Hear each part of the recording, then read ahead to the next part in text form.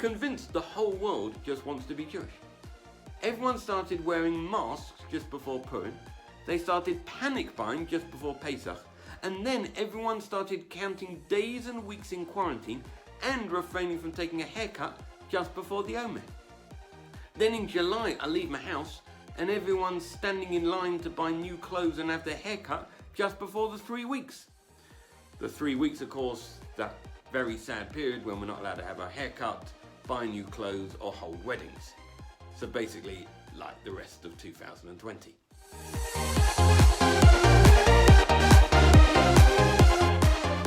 Hello, Rabbi David Fohrman. It is wonderful to have this opportunity through World Mizrahi, to host you for a podcast as we discuss Megillah Esther.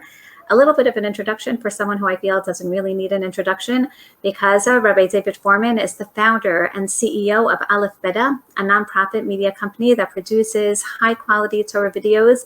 And it's wonderful whenever I mention your name, people say right away, yes, Aleph, we've seen and learned so much of Torah, Nevi'im from those videos. You highlight a unique methodology in studying Torah texts in a way that is both intellectually rigorous and emotionally engaging. And therefore, it is a tremendous good to have you with us, together with Mizrahi, to be able to engage in Torah study with you.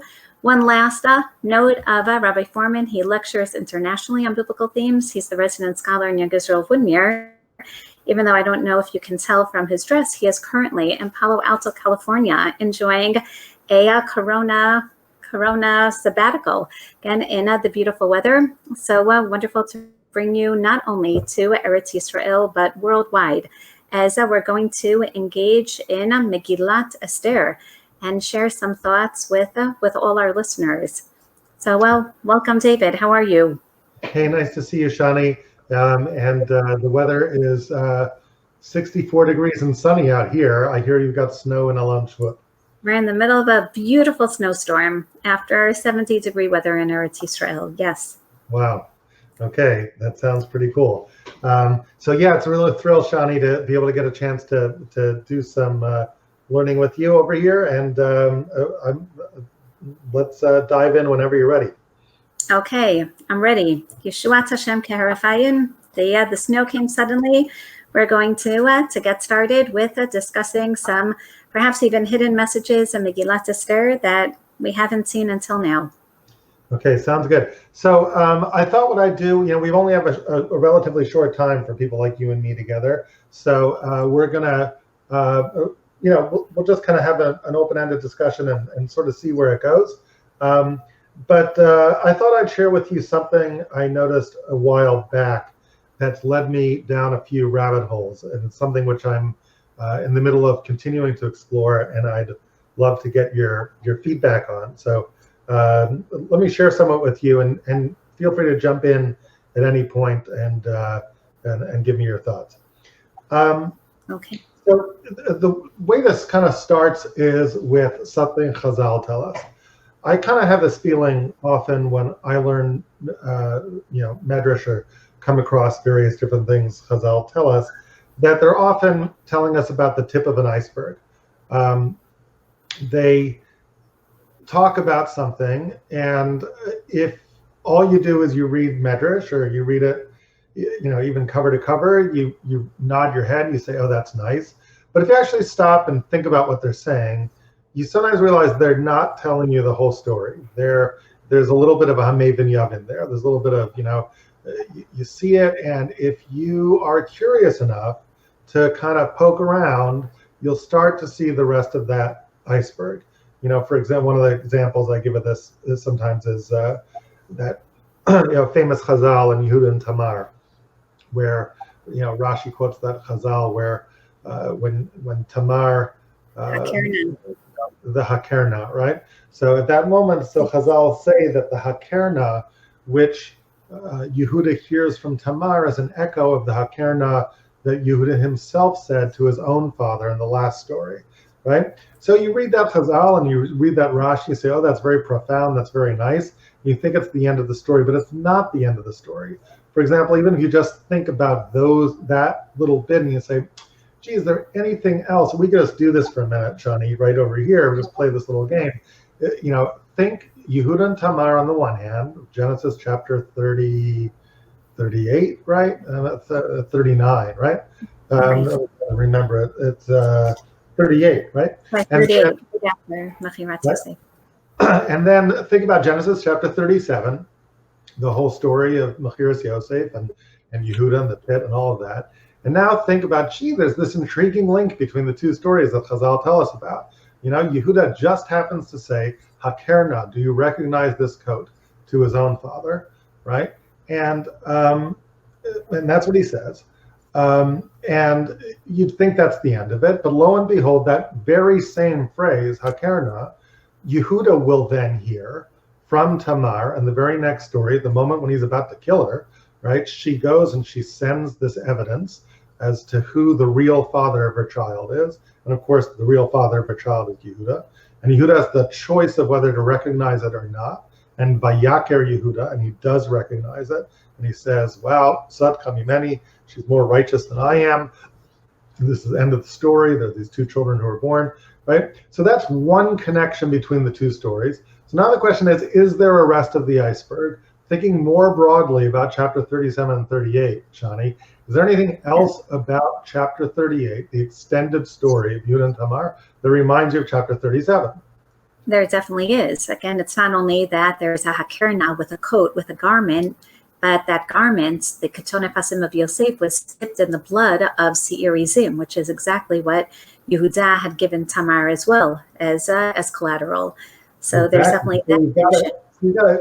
Right. So you've actually got, and hence the title of our discussion today, right? Goats and coats in the Megillah. You actually have a story of what I sometimes facetiously call goats and coats in the story of Yehuda and Tamar, right? Yehuda's got this coat, which he gives to collateral to Tamar. And there's this goat. And the goat actually was what he was going to give her, right? Because he has this bargain with her, and he says, well, I could give the Seir Izim, but I don't have it.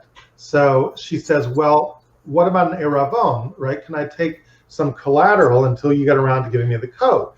So as collateral, he comes up with this coat. So he says, well, I don't have a goat, but I could give you a coat, right? And she takes the coat as no goat coat, right? And then you sort of ask yourself, well, why doesn't he have a goat? And then you think back to chapter 37, and there was a goat in chapter 37. What happened to the poor goat in chapter 37? That goat was slaughtered. No goat around. Right. No goat around, right? Slaughtered goat. So you just says, I'm goatless. I'm all out of goats. And so instead, and what did they do with that goat? As you said, they took the goat, they put the blood on the coat. So Yehuda says, well, in the last story, I took the goat, put the blood on the coat. So no goat, but I have a coat. I could give you this coat. And so here's these two stories of goats and coats. All right, so that's another connection between the two stories, goats and coats in both stories. So anything else besides these two goats and coats episodes about the story of Yehuda and Tamar that reminds you of the extended story of Yosef and his brothers? Definitely, but there are even more goats in the story. As we see the way that the story began with his friend Hiram, it continues with Chira, and the way that he meets Tamar is actually through the scene also of goats, Gozizat Hatzon. But the broader themes, as you mentioned, bring us back to getting rid of Yosef, literally the loss of a son to a father. And that's exactly what Yehuda has experienced with the loss of his children, which already alludes to not just one child, but he loses both Er and Onan and refuses to give Shelah to Tamar. And that gives us a sense not only of the Midah Keneged Midah, but even the foretelling of Yosef being lost to Yaakov, and that sense of what it would mean if he would also lose Binyamin, only to know that by the end. Wait 1 second. All right, so I'm just going to unpack what you just said, because you just said a mountain of information in like 20 seconds. So let's just take that. Let's just do that. We'll break it apart. What? Let's just break it apart for a second, okay? Yes, Excellent. So right there's like 5 connections that you just touched on between the two stories, which are really kind of interesting. To see the connections that you're talking about, the easiest thing to do is to kind of play cast of characters here and say, okay, who is analogous to who in the story?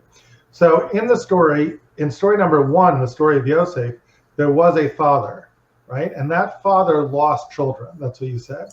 Now, exactly. in the story of Yehuda, there's also a father who loses children. So who's the father in the story number 2? That's going to be, and Yehuda's going to lose a bunch of children. So that's interesting. So these 2 stories in which father loses children. Yehuda is one of the children in story number 1, but he's the father in story number 2. Okay, good. So that's an intriguing connection.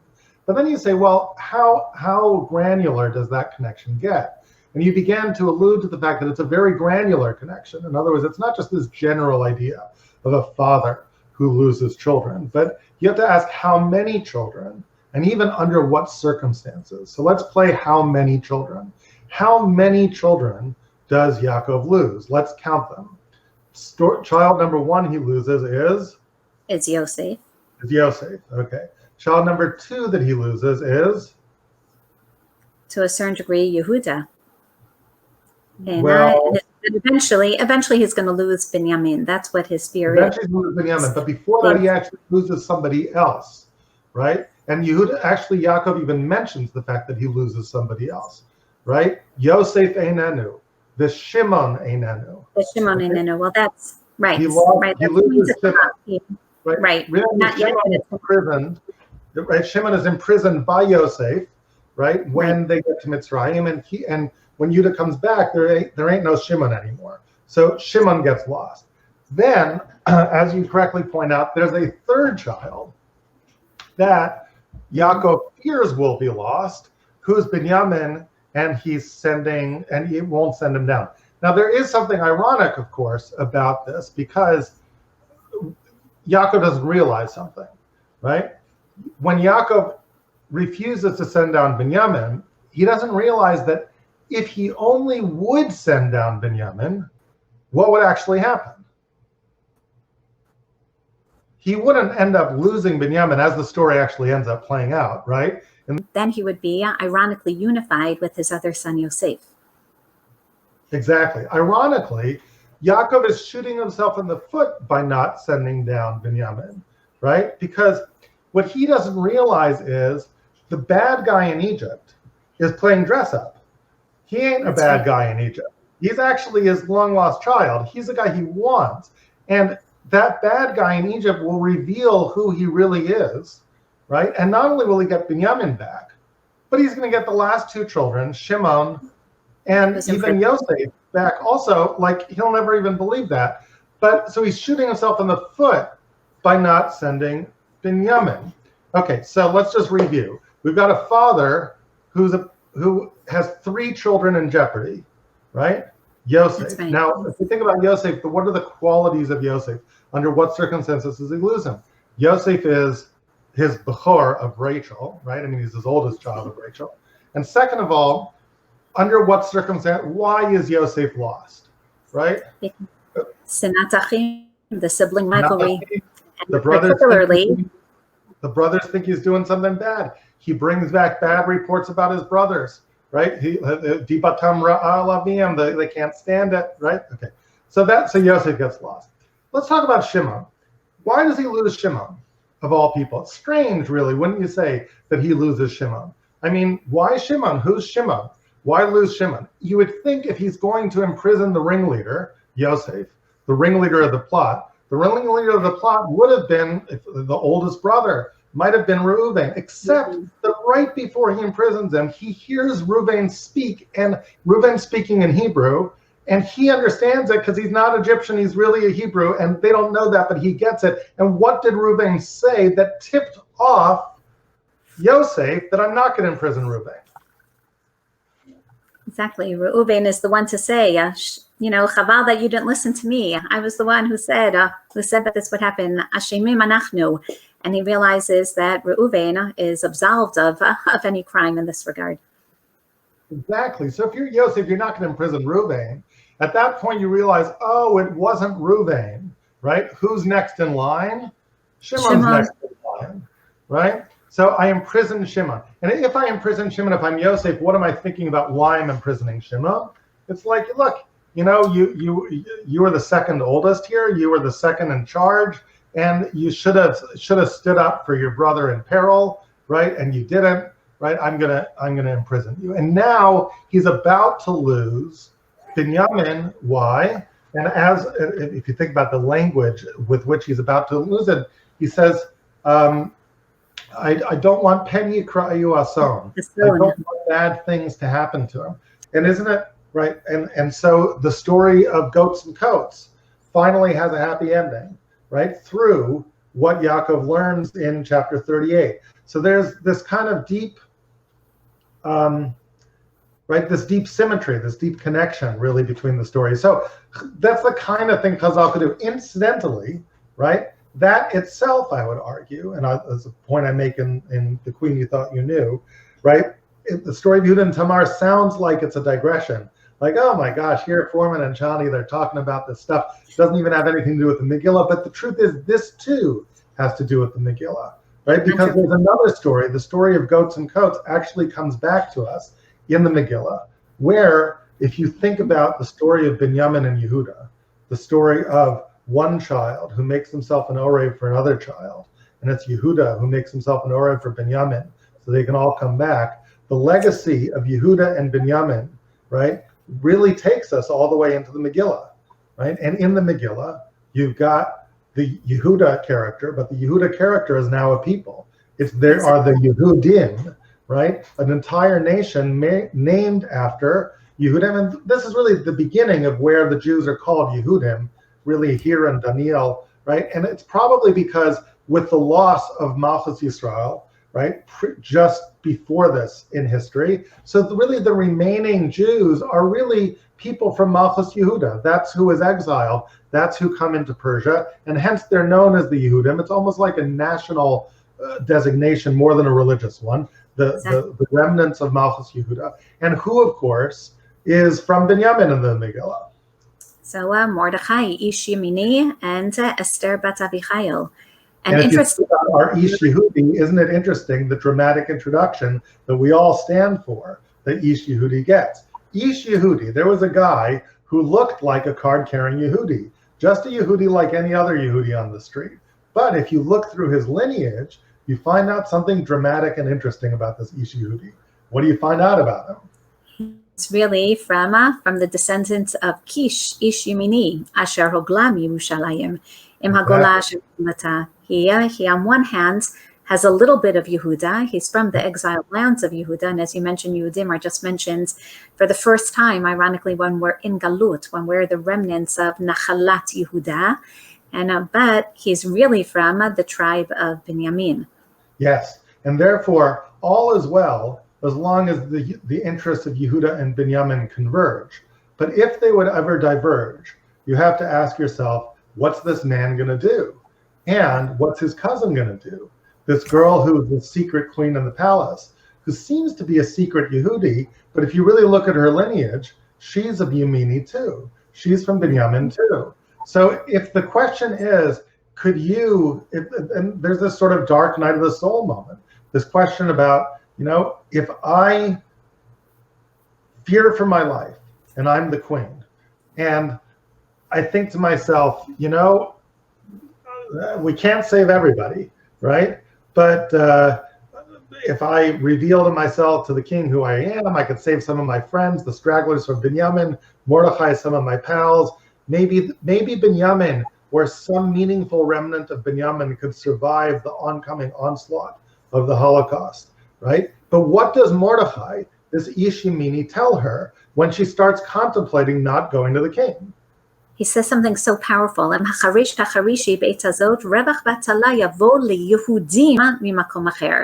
basically is saying, you know what? Again, the Yehudim, Shevet Yehuda, they're going to be okay no matter what. And they're Yehudim, they're the stronger ones. Malchut Beit David overcame our ancestor Shaul.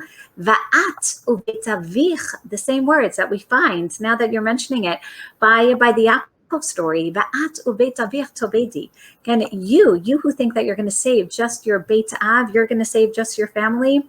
The irony is that if you don't bring Yehuda back into the story, if you don't bring the Yehudim, then you're going to lose the future of Binyamin as well. You're going to lose your family.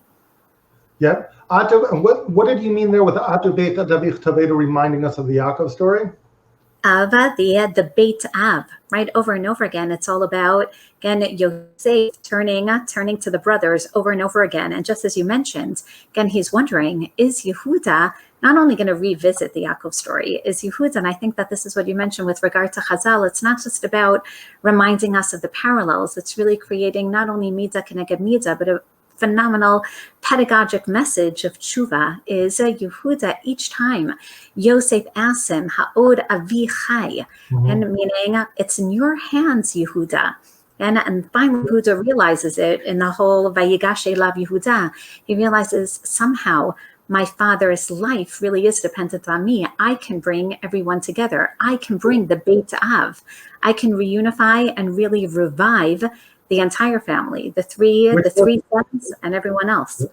Which is exactly the meaning. If you go back to what Yehuda did, the greatness of his act, the reason perhaps even why at the end of the days Yaakov will see him as the ultimate leader of the Jewish people is because he was the one who reunified the family. He took a family that had fallen apart, partly of his own doing, and somehow managed to bring it together through his gracious act, an act that Yosef was able to see, where he said an act of sacrifice, where he was willing to put his own life and freedom and liberty on the line for a threatened child of a rival mother, right? He said in essence, there was a time, right? There was a time when the rivalry between mothers and the rivalry between children was so great that I was willing to allow a child of another rival to be sold down the river as a slave, but now is not that time anymore. And now that Binyamin is threatened, take me instead, right? And in that take me instead, he was able to reunify a family. And now you have the same echoes. You have Yehuda, who reached out in graciousness to a threatened Binyamin. And now, centuries later, in the Megillah, you have two Binyamins talking to themselves about a threatened Yehuda. And when one says, I'm not sure if I want to go, the other says, look, right? This isn't really about them. You know who it's about? It's about you. They're actually going to be okay. The only difference is, the reason why this moment in history is significant is this is your moment to save them. The reason why this matters is, will you be the one to draw the family together, right? To actually bring this family together. In a way, the larger story of the Megillah isn't really just the story of salvation from Holocaust. Mordechai, if we're to believe him, is confident that that's going to happen one way or the other. The real import of the story is, will it be done in a way that brings the entire family together? Will a queen from Binyamin see fit to repay a long lost debt of gratitude, right, to Yehuda, right? And she does. And if you think about that moment that she does, and this is a point that I make in The Queen You Thought You Knew, you know, if you go to that moment to Esther's second audience before the king, right? What are those words when she makes that appeal to the king? She uses the same words. And David, I wrote about this in HaMizrahi, and don't worry, I quoted you on this. And she uses the same words referring to Mechirat Yosef. She says, Ki nimkarnu ani va'ami lahashmid larogu la'abed ve'ilu la'avadim u'lishvachot nimkarnu hacharashti ki ein hatzar shoveh b'nezek hamelech. Initially, she remembers how Yehuda performed an atrocity against her siblings, against Bnei Rachel. And, maybe that's going to deter her from going out of her way and saving her brothers, the Yehudim. Yep, the Nimkarnu there, the only other Nun Mem Chaf Reish Nun Vav in the entire Tanakh is L'chu v'Nimkarenu LaYishmaelim, right? The words of betrayal that Yehuda once uttered. And so she remembers well. And this is the reason why maybe I shouldn't put myself on the line. And that first advance to the king fails. It's true, Haman is killed at that moment, but the king is all too happy to allow the decree of genocide to move forward until she comes to the king a second time. But when she comes to the king a second time, she also uses words that remind us of the long legacy of Binyamin's connection to Yehuda. So what does she say the second time? The second time, she says, just looking for the pasuk, and exactly the same terminology. And she says we have to, in second. I'm trying to find it also here. Where is it? Here we go. So, okay. Because otherwise they're going to be all destroyed. 1 minute. Oh, here it is. It's Chet not v'vav. past, We found it both at the same time, exactly. Ke'echacha uchal v'ra'iti b'ra'a asher yimsa tami ve'echacha uchal v'ra'iti ba'ovdan moladiti. And there the idea of how can I see? Right? Echukal bara'isi bara'a asher yimsa es amin remind you of? Who said words that remind you of how could I possibly bear the ra'a asher yimsa et ami? Et avi, that was Yehuda. And I can't go back to my father. That's the avi. And maybe that's even the ba'at uvet avich tovedu. And you have an opportunity of saving your father. And I think that it's definitely the redemption of Yehuda Yaakov, meaning Yehuda, just as you mentioned, who was willing to put his life on the line for Binyamin. Now Binyamin is willing to put her life on the line for Yehuda. And I think that, as you mentioned, that Chazal are telling us that there are various opportunities for this in history.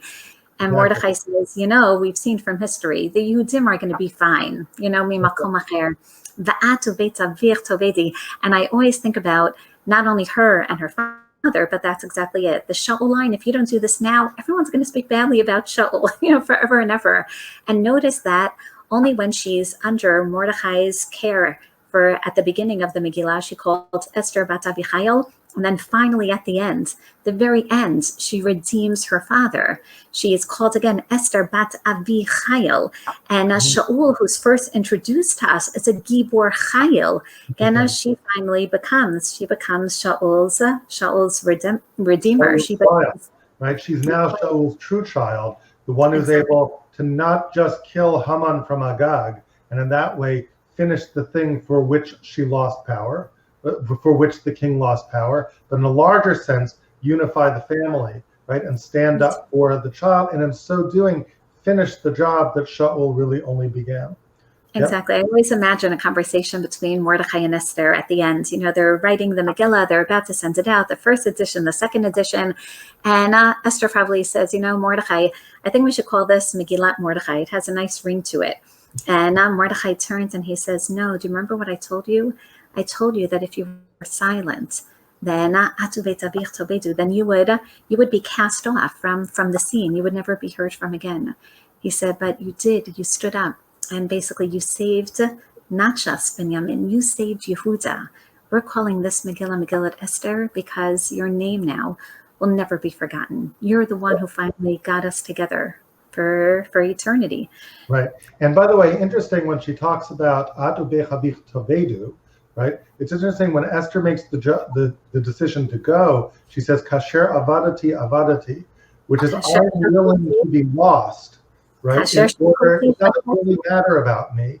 If I'm lost, then I'm lost. But I have to do what I have to do, even if I'm lost. And you're right, it's all the more poignant that Mordechai at the end says, your willingness to be lost, right, allows this to be named after you, right? And in the end, history won't lose you. That's right. That's right. And that's the avadati, shakolti of Yaakov losing his children. And Esther basically revives the family and the unity.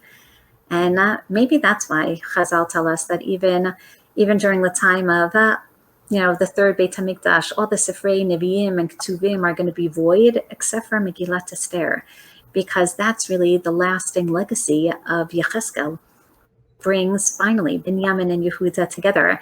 And I love how the Radak quotes his father, who says, only al derech nes. And it's not going to happen, through fourth elections. It's going to happen through a nes. And maybe that's the allusion to Esther. When Esther remembers, right? She remembers, it's not that in order to act heroically, you have to blot out the memory of the pain that the other caused you, correct, right? The real heroism is remember that, right? And figure out a way to somehow incorporate that meaningfully into your history. And yet, afal pikein, right? We can figure out a way to live together, right? Can you do that? It's not, can you sweep this under the rug? Can you remember the pain and somehow act in the face of it, And And that's I'm so happy you mentioned this because, especially in today's times, people are talking about, post-corona, getting back to normal. And something inside kind of resonates and hurts whenever I hear that, get back to normal. It's almost as if we're going to forget about this year, 2020, we're just going to keep it in the past in our hindsight. I say, chas v'shalom. Again, memory, we have to take these memories of being socially and physically distant and realize that, no, we want to do something about this. And maybe that's what Esther and Mordechai realized as well, that even though she was able to achieve that unity and finally bring Yehuda and Binyamin together, finally, again, pay back Yehuda for his self-sacrifice, she realized that maybe that's going to be ephemeral as well, which is why Mordechai establishes, we have to remind everyone of the lesson of unity. We have to make sure that the lessons that we've learned over the past 12 months, and again, hopefully not many more, and we're going to take with us. We're going to send them mishlochei manot, matanot le'evyonim. They realize the only way people are going to celebrate having learned the lessons of this unity, of achdut, is if we continue to act upon it. It can't even just stay in our passive memories. It has to be something that we act upon. Go, send mishlochei manot, have your su'udot together, take care of all those who, hopefully now will be a little more sensitive, not just to people who are in bidud, in quarantine during the coronavirus. Maybe we'll think about all those elderly people who in general don't get out and we don't see them. Maybe we'll think about all the people that we don't pick up the phone and ask them how they're doing, too often. We don't have a Zoom call with them. And I have to tell you that, the end of Megillah Esther, everyone's, so hungry, the end of the Ta'anit. So we rush home and we forget that Perek Yud is so tragic, right? What happens after this beautiful unity and even establishing the mitzvot of Achdut? Mordechai is Ratzoi Lerov Echav. Keep thinking, that's it. And after, look at what Binyamin's bringing. That's right. And no hakarat hatov. Again, where's that unity? Where is that achdut? Where is that love, the brotherly love? In terms of that, he's ratzui l'rov echav, but his response to ratzui l'rov echav is dover shalom l'chol zaro. Right? And that's the message of the Megillah. Can you be ratzui only to rov echav, but dover shalom l'chol amo? Right? Beautiful. Can you somehow find it within your heart, even as a leader, to lead for everybody, even if you're only ratzui to 53% of them, right? And that's the question. But and it's so poignant what you're pointing out about our response to Corona in that way. I mean, I recently went on I traveled to pay a shiva call to somebody who lost their wife to Corona. It was just a terrible, terrible thing. I mean, I was so close to her, our whole family. I just sat and cried with them, and it felt like, I think you're putting your finger on something that really bothered me, which is that I felt that everyone's energy in trying to put things behind you and try to reclaim normalcy and try to put the past behind you was particularly painful for this fellow, right? Because, you lose your wife to this. And everyone else around you is just struggling to forget and to forget and to forget. And you're struggling to hold on and to hold on to hold on to something painful that this year did to you. But you can't forget.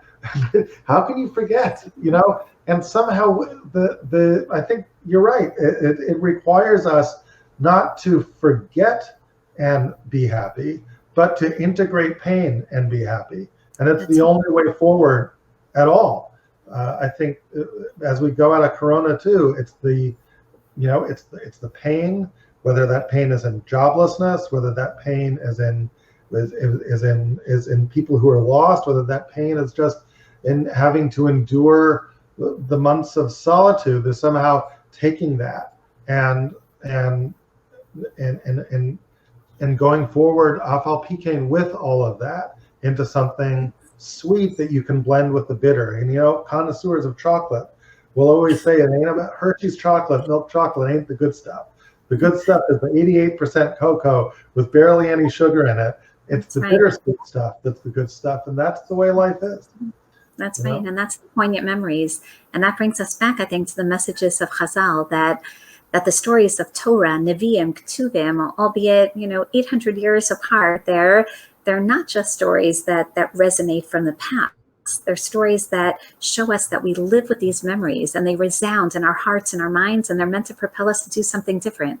If we didn't think of all those connections between Yehuda and Yaakov, and maybe Yehuda would not have thought to say Hakerna, recognizing it's not just about Midah Keneged Midah. Okay, now, the scales are even, and okay, we can move on. No, it's not about scales being even. It's about what do we do with those memories? Do we now go ahead and literally risk our lives and place ourselves as an Eravon? It's not enough to send one to Tamar now. Now I have to bring Yosef back into the story. I have to bring Binyamin back into the story.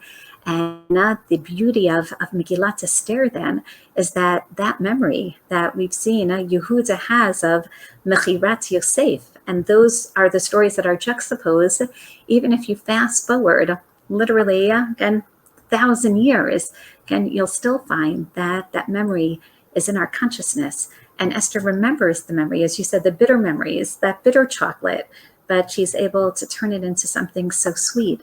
And maybe that's what the Rambam means by, it's not just about Midah Keneged Midah, but Tshuva. That sometimes we find ourselves in history, in life, in so many similar situations as we hear of the Avot and Imahot and our ancestors. And the question is, okay, are we going to remember it? And are we going to realize that this is an opportunity? We're in the same, more or less, situation. We're in a similar case. We're in our fourth elections. Again, is there something that we're going to learn? Are we going to fix it this time? Are we going to literally transform that bitter memory into a magnificent future? Yep. Okay, Shani, this is great. We got to do this again sometime. Yeah. Okay. I'm looking forward, and I want to thank you. And on that note, may we really celebrate not only Purim but the messages of Megillah Esther, the Ezrat Hashem for eternity, with a response regardless of the challenges around us, with a Dover Shalom L'chol Zaro. Purim Sameach to all of our listeners. David, thank you, and the Ezrat Hashem to continue learning one with the other and sharing memories and insights. Thank you. Thank you.